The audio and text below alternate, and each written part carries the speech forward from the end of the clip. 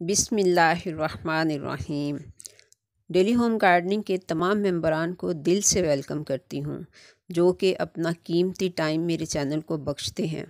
अल्लाह ताला आप सबको खुश रखे और हर तरह की परेशानी से दूर कर दे। मेरा आज का टॉपिक एक बहुत ही खूबसूरत और कॉमन प्लांट है, जो कि लो मेंटेनेंस भी है और परमानेंट भी है। ये प्लांट आपको पहाड़ी इलाकों, जंगली इलाकों और फसलों के आसपास, यानी जहाँ पर खाल बने हुए होते हैं, वहाँ आपको बकसरत देखने को मिलता है। ये प्लांट जो है, ये वीड्स की तरह खुद से ही ग्रो हो जाता है। कोई परिंदा वगैरह उड़ता हुआ अगर इसके सीड्स गिरा दे तो ये जहाँ पे सीड गिराता है वहीं पे ये प्लांट उग जाता है। इस खूबसूरत प्लांट का नाम है लैंटाना कैमरा। ये देखिए, ये प्लांट है। ये नर्सरी वाले और माली हजरात इस प्लांट को लाल टना के नाम से बुलाते हैं। आज मैं आपको इस प्लांट के बारे में मुकम्मल गाइडेंस देने वाली हूँ।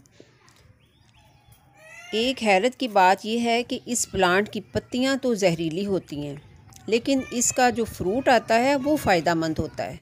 ये देखिए, ये इसका फ्रूट होता है, ब्लैक ब्लैक कलर का। जब मैंने इस फ्रूट को उतारा तो मैंने देखा कि ये ज़रिश के नाम से जाना जाता है और फ्रूट केक वगैरह में तो ये अक्सर ही देखने को मिलता है।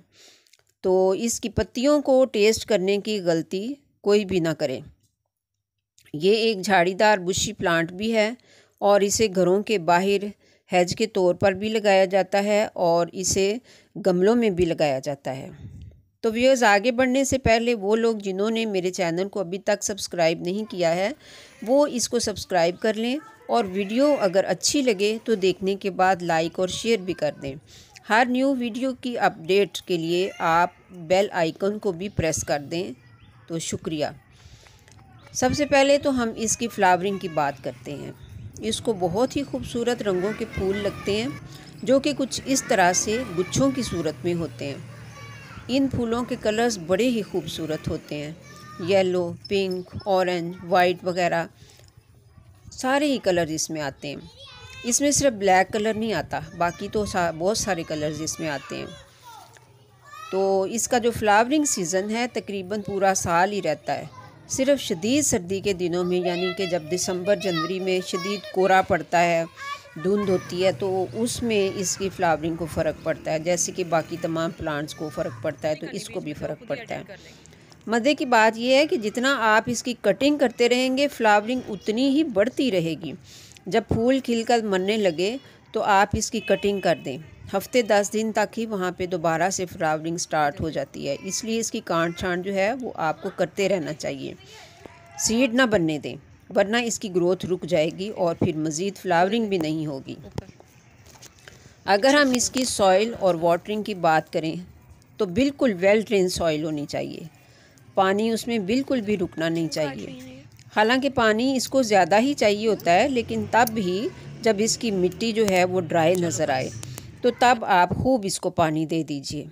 चाहे रोज़ ही देना पड़े तो रोज़ ही दे दें। यानी आपने मिट्टी इसकी हल्की सी मॉइस्ट रखनी है। अगर सनलाइट की बात करें तो विंटर में तो फुल सनलाइट इसको चाहिए होती है, कम से कम 6 घंटे की। और समर में तेज़ धूप से आप इसको बचा लें, जैसे कि जून जुलाई की तेज़ धूप होती है, तो उस वक्त आप इसको शेड में कर दें। फर्टिलाइज़र अगर आप देना चाहते हैं तो आप 15-20 दिन बाद बिल्कुल थोड़ा सा फर्टिलाइज़र दें। अगर आप काऊ डंग लिक्विड फर्टिलाइज़र देते हैं तो वो ज़्यादा बेहतर है। अगर आप इसको फर्टिलाइज़र ना भी दें तो ये तब भी खूब ही अच्छी तरह से ग्रोथ करता रहता है और फ्लावरिंग भी खूब ही करता रहता है। ज़्यादा इसके जो है ज़्यादा बेहतर तो इसके लिए यही है कि आप इसे विदाउट फर्टिलाइज़र ही ग्रो करने दें।